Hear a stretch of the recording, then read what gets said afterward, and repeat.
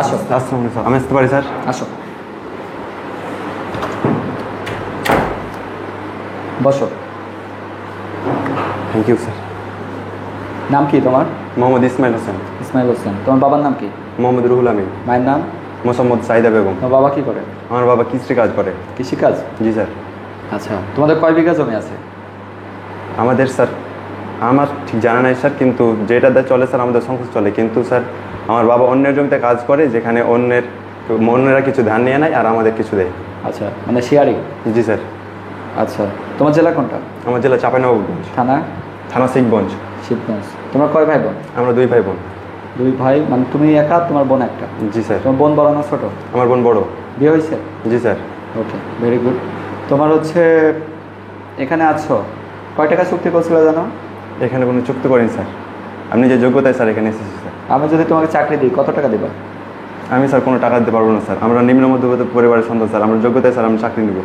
আচ্ছা, তোমার নাম কি? মোহাম্মদ ইসমাইল হোসেন। ইসমাইল নামের অর্থ কি? আল্লাহর কথা শুনেছেন যে? Very good. বলো তো, তোমার ভারতের রাজধানীর নাম কি? নয়াদিল্লি। জাতিসংঘের সদর দপ্তর কোথায় অবস্থিত? যুক্তরাষ্ট্র নিউ ইয়র্কে। নিউ ইয়র্কে। ঢাকার পূর্ব নাম কি? জাহাঙ্গীরনগর। জাহাঙ্গীরনগর। বর্তমান সেনাপ্রধানের নাম কি? জেনারেল ওয়াকারুজ্জামান। বাংলাদেশে কোন জেলা সবচেয়ে বড়? রাঙামাটি। কোন বিভাগ সবচেয়ে বড়? চট্টগ্রাম বিভাগ। চট্টগ্রাম। বর্তমান সরকারের একজন উপদেষ্টার নাম বলো। আসিফ মাহমুদ। আসিফ মাহমুদ। বাংলাদেশের কোন দ্বীপকে সাগরকন্যা বলা হয়? কুয়াকাটা। কুয়াকাটা। ভেরি গুড, তুমি তো সবই জানো। আচ্ছা, তোমার গার্লফ্রেন্ড আছে? জি না স্যার। কয়টা আছে? নাই স্যার। ছেলে মানুষের গার্লফ্রেন্ড থাকে না? বিয়ে করছো? জি না স্যার। মানে চাকরি হলে বিয়ে করবো এরকম কয়জনকে প্রতিশ্রুতি দিছো? কোনো প্রতিশ্রুতি দেওয়া নাই স্যার। দেওয়া নাই। আসসালামু আলাইকুম। আমাদের এই দুইটা স্টুডেন্ট, একটা হচ্ছে কাদের আর একটা আরিফ। এই দুইজন যখন আমাদের কোচিং সেন্টারে প্রথম জয়েন করে, তখন এই দুইজনেরই উচ্চতা এই মিটার স্কেল অনুসারে ছিল না, তাদের উচ্চতা তুলনামূলক কম ছিল। আমরা সেই ভিডিওটাই দেখাই দিচ্ছি। প্রথম যখন তাদেরকে মিটার স্কেলে তোলা হয়েছিল, তখন তাদের মাথা মিটার স্কেলের নিচে দিয়ে চলে যাচ্ছিল। ইভেন তাদেরকে আমরা সাজেস্ট করেছিলাম নিয়মিত লং লুকস খাওয়ার পাশাপাশি ফিজিক্যাল এক্সারসাইজ করতে হবে, যার ফলে মাত্র 20 থেকে 25 দিনেই তারা এই উচ্চতা নিয়ে আসতে সক্ষম হয়েছে। তাদের উচ্চতা কম ছিল। আমরা এখানে কঠোর প্রশিক্ষণ করেছি, তারা ঝুলাঝুলি করছে, উচ্চতা বাড়ানো অন্য সকল ব্যায়াম করেছে এবং তারা লং লুক সেবন করেছে। এই দুইটা থিওরি প্রয়োগ করে তাদের উচ্চতা মাত্র এই 20 থেকে 25 দিনে বৃদ্ধি পেয়েছে। ইভেন তারা এখন মিটার স্কেলে ফিট। ঠিক আছে, সাইড থেকে দেখাই দাও। ফিটেড। তুমি বের হয়ে।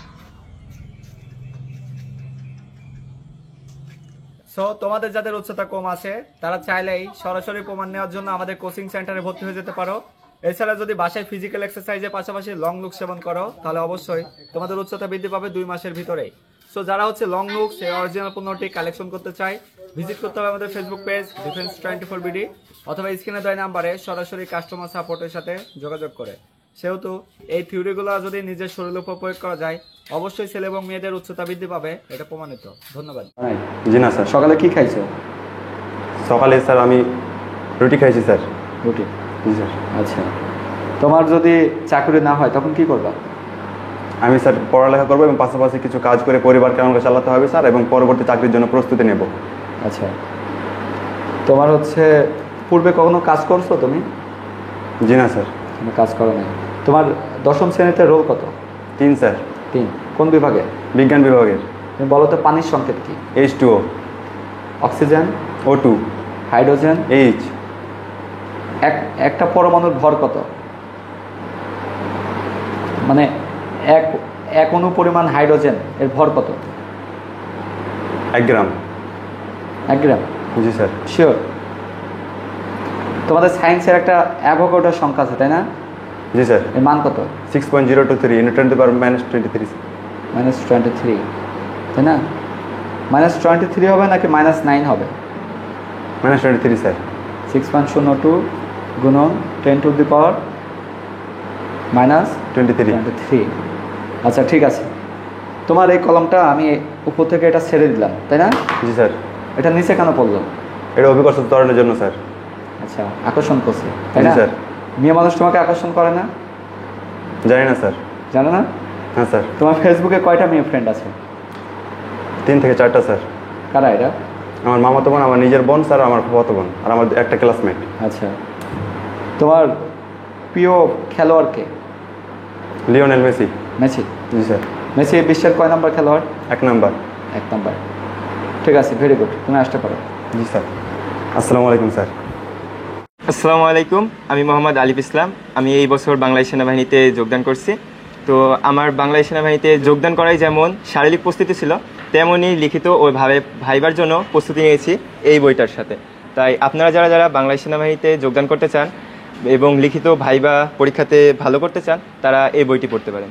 তোমরা যারা বাংলাদেশ সেনাবাহিনীর সৈনিক হতে চাও, তোমাদের স্বপ্ন পূরণ করতে চাও, তোমাদের ফিজিক্যাল ফিটনেসের পাশাপাশি লিখিত এবং ভাইবা পরীক্ষার প্রস্তুতির জন্য অবশ্যই প্রিজম প্রকাশনের সৈনিক পদে নিয়োগ সহায়িকা এই বইটি সংগ্রহ করে রাখো। কারণ সেখানে বাংলা, ইংরেজি, গণিত, সাধারণ জ্ঞান এবং ভাইবা পরীক্ষার জন্য তোমার জন্য এই বইটি খুবই গুরুত্বপূর্ণ হবে। আর এই বইটি এখনই সংগ্রহ করতে ঘরে বসে দেশের যে কোনো প্রান্ত থেকে ভিজিট করো প্রিজম প্রকাশনের official Facebook page Prism Prokashoni, অথবা স্ক্রিনে দেওয়া নাম্বারে সরাসরি তাদের কাস্টমার সাপোর্টের সাথে যোগাযোগ করে। সো সেনাবাহিনীর সৈনিকের প্রস্তুতির জন্য আর কোনো বই নাই, শুধুমাত্র প্রস্তুতি হবে প্রিজম প্রকাশনীর সৈনিক পদে নিয়োগ সহায়িকা এই বইটির সাথে। ধন্যবাদ।